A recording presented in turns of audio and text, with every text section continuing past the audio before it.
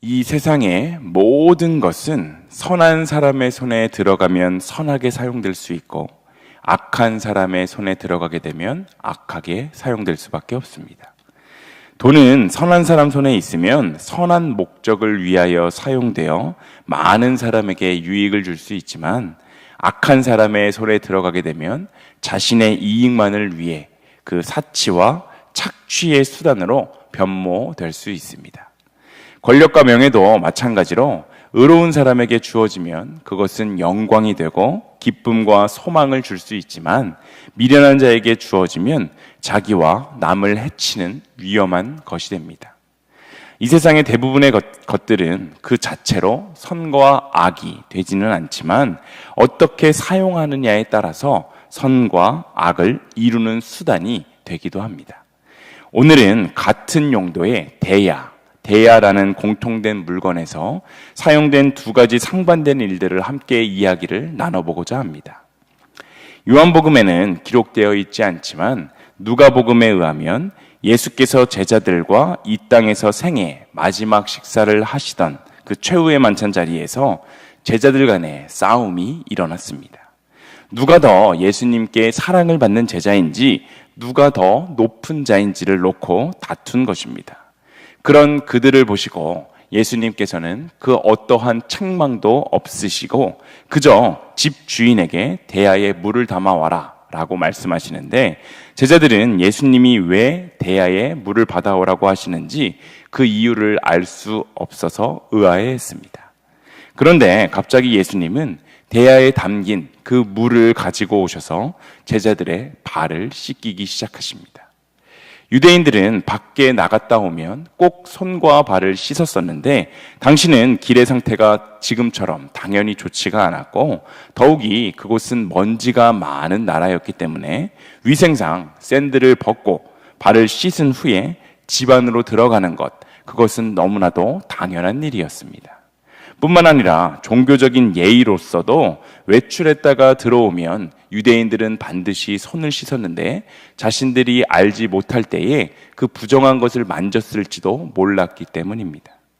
즉 이미 제자들은 최후의 만찬을 하러 그 집에 들어왔을 때 발을 깨끗하게 씻은 상태였을 것입니다.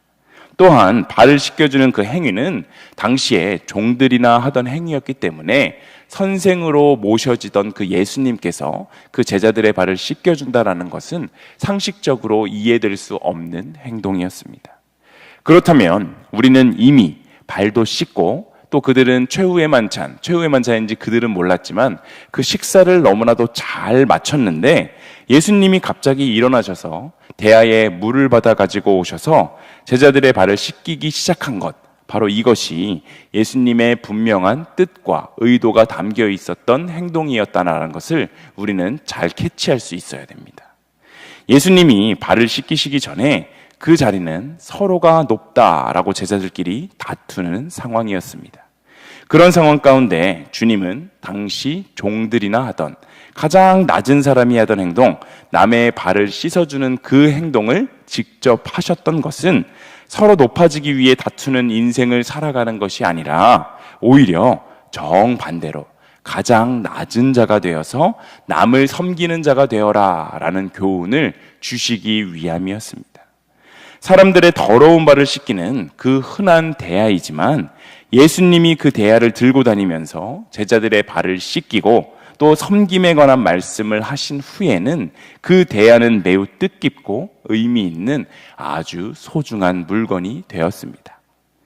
반면에 바로 다음 날 새벽 전혀 다른 용도로 사용되었던 대야가 하나 있었습니다.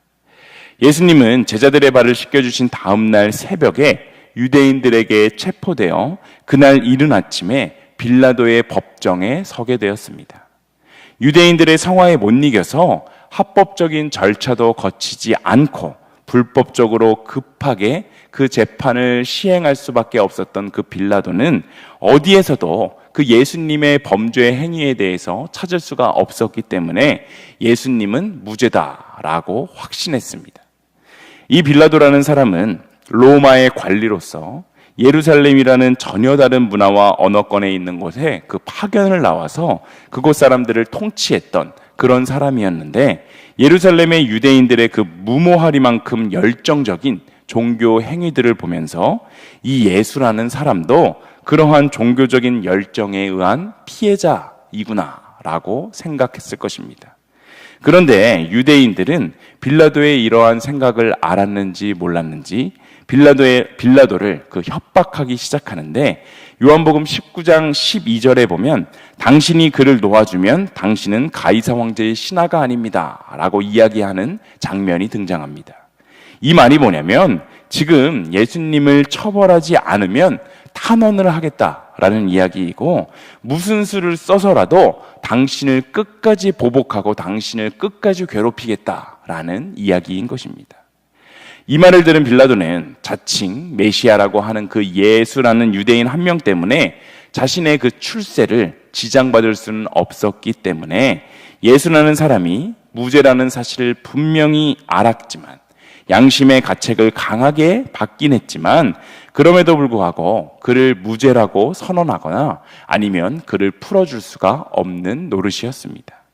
그래서 그는 부하들에게 대야에 물을 담아와라 라고 이야기했고 빌라도는 그 대야에 물에 손을 씻으면서 유대인들을 향해 마태복음 27장 24절에 보면 너희들이 알아서 하라. 나는 이 일에 상관도 없고 그 사람의 피에 책임도 없다라고 말하는 것을 볼 수 있습니다. 물론 빌라도가 이렇게 말을 한다고 해도 그가 그 책임을 회피할 수 있는 것도 아니고 그가 무죄하게 된 것도 아니었습니다. 하지만 심리적으로 양심의 가책을 어느 정도 낮출 수 있는 그러한 제스처였고 나중에라도 자신에게는 책임이 없었노라 발뺌할 수 있는 좋은 구실이 되었는지는 모릅니다. 빌라도는 예수님이 생각나서 양심의 가책을 느낄 때마다 그 대야를 보면서 그날 그 대야에 자신의 손을 씻었음을 계속해서 상기했을지도 모릅니다. 그 대야는 양심의 은신처였고 거짓된 위로와 평안의 제공처였습니다. 손을 씻었으니까 별일 없을 것이라고 생각했습니다. 그건 내 잘못이 아니었고 그곳에서 손을 씻는 내 모습을 본 많은 사람들이 바로 나의 증인이다라고 생각했을 것입니다. 이 두 대야, 예수님의 제자들의 발을 씻겨주기 위한 물이 담겨 있었던 그 대야와 빌라도가 자신은 아무런 죄가 없음을 보여주기 위한 제스처로 손을 닦을 물이 담겨 있었던 이 대야 중에 오늘날 우리 시대의 교회는 우리 그리스도인들은 과연 어떤 모습의 대야를 하고 있습니까? 예수 그리스도를 전심으로 믿고 따른다고 입술로 고백하며 또한 주일 예배도 빠지지 않고 열심히 참석하긴 하지만 만약 우리 주위에 소외된 이웃이나 가난한 자들, 낮은 자리에 있는 자들을 섬기는 삶, 이러한 모습이 우리들의 모습 속에서 전혀 나타나지 않는다면 어쩌면 그들의 대야는 예수님의 손을 담긴 대야가 아니라 빌라도의 손을 담갔었던 그 대야의 모습일 수 있습니다. 교회를 부흥시키기 위해서 교회에서 열심히 봉사하고 또 교인들끼리 하나 되어서 서로 즐겁게 행복하게 신앙생활을 하는 것, 이것은 전혀 나쁠 것이 없는 너무너무 좋은 행동이긴 하지만 만약 여기에서 그치게 되고 이웃과 지역사회와 낮은 자를 섬기는 모습이 우리들의 신앙생활을 통해 전혀 나타나지 않는다면 우리는 허리를 굽혀 남을 이렇게 남의 발을 씻어주는 그러한 희생이 바로 우리들의 모습 속에서 나타나지 않는다면 그건 역시 하나님이 기뻐하시지 않는 신앙생활의 모습일 수 있다는 것을 우리는 기억하며 나의 믿음과 나의 신앙생활의 상태를 점검해 볼 수 있어야 합니다. 교회에서 신앙생활을 하면서 나는 헌금을 이만큼 내고 봉사도 이만큼 하니까 나는 좀 이제 섬김을 받아야겠다라는 생각을 하게 됩니다. 교회에도 주일 출석뿐만이 아니라 수요 예배도 내가 담당일 때는 꼬박꼬박 나오고 또 금요 예배에도 내가 헌신 담당일 때는 꼬박꼬박 나오니까 나는 하나님에 대한 의무를 다 행하고 있다라고 자신을 합리화하고 교회에서 이제 나를 좀 챙겨주기를 바라는데 나를 전혀 신경 쓰지 않는다는 생각이 들어서 교회에 실망하고 많은 교역자들에게 실망하고 낙심하기도 합니다. 하지만 오늘 본문 14절과 15절에서 예수님께서는 이렇게 이야기하시는데 우리가 함께 읽어보도록 하겠습니다. 14절과 15절입니다. 함께 읽습니다. 내가 주와 또는 선생이 되어 너희 발을 씻었으니 너희도 서로 발을 씻어주는 것이 옳으니라. 내가 너희에게 행한 것 같이 너희도 행하게 하려 하여 본을 보였노라. 아멘. 예수님은 서로 사랑하라 라는 새로운 계명을 주셨지만 우리는 그 사랑하라는 것이 도대체 무엇인지 막연하게 느껴질 때가 많고 어떻게 사랑을 해야 하는 것인지 모르겠을 때가 참 많습니다. 그것은 사랑이라는 것, 이것에 대해서 사람마다 생각하는 것이 참 다르고 느끼는 바도 다 다르기 때문입니다. 그렇기 때문에 예수님은 서로를 향한 그 사랑이 섬김을 통해 드러나는 것이다 라는 것을 가르치시고자 그 섬김의 본을 보여주셨습니다. 예수님은 15절에 내가 너희에게 행한 것 같이 너희도 행하게 하려 하여 본을 보였다 라고 분명하게 말씀하시지 않습니까? 그러므로 우리는 예수님처럼 다른 사람의 발을 씻어주어야 하는 것입니다. 사실 모든 사람은 남을 섬기는 것보다 내가 섬김을 받는 것을 더 좋아하는 것은 너무너무 당연한 일입니다. 하지만 섬김을 받고 싶은 그러한 욕구를 우리가 누르고 먼저 섬기기 위해 최선을 다해야 하는 이유는 예수님께서 분명히 당신의 삶으로 보여주셨던 그 모습을 우리도 본받아 행하라 라고 말씀하셨기 때문입니다. 이것이 사랑하는 마음으로 그치거나 사랑한다는 말로 그치는 것이 아니라 반드시 행위를 통해서 사랑이 전달이 될 수 있어야 하는데 특별히 이러한 사랑의 모습은 상대방의 발을 씻어주는 것과 같은 섬김의 모습으로 나타나야 한다는 사실을 우리는 반드시 기억해야 합니다. 예수님은 주와 선생으로서 그 제자들의 발을 씻어주셨습니다. 종이 주인보다 클 수가 없는데 큰 자가 작은 자를 섬기는 모습을 몸소 보여주셨던 것입니다. 그러고 나서 너희도 그렇게 행하라 라고 말씀하십니다. 제자들이 서로의 발을 씻어주는 것에서 그치는 것이 아니라 작은 자, 또 연약한 자의 발을 씻어주는 데까지 나아가라 라고 명령하고 계신 것입니다. 예수님은 심지어 자신을 팔아서 죽음에 이르게 만들 것을 이미 알고 있었던 그 가룟 유다의 발도 씻어주셨습니다. 인간적으로 볼 때 도저히 섬길 수 없다고 생각되는 사람도 주저없이 섬기신 것입니다. 이 세상의 섬김이나 사랑은 세상의 질서를 따르기 때문에 낮은 자가 높은 자를 섬길 수밖에 없고 나의 삶에 이득이 있는지 없는지를 판단하고 내가 사랑하고 섬겨야 할 대상인지 아닌지를 생각하게 됩니다. 그러나 예수님이 가르친 섬김의 사랑은 대상을 가리지 않습니다.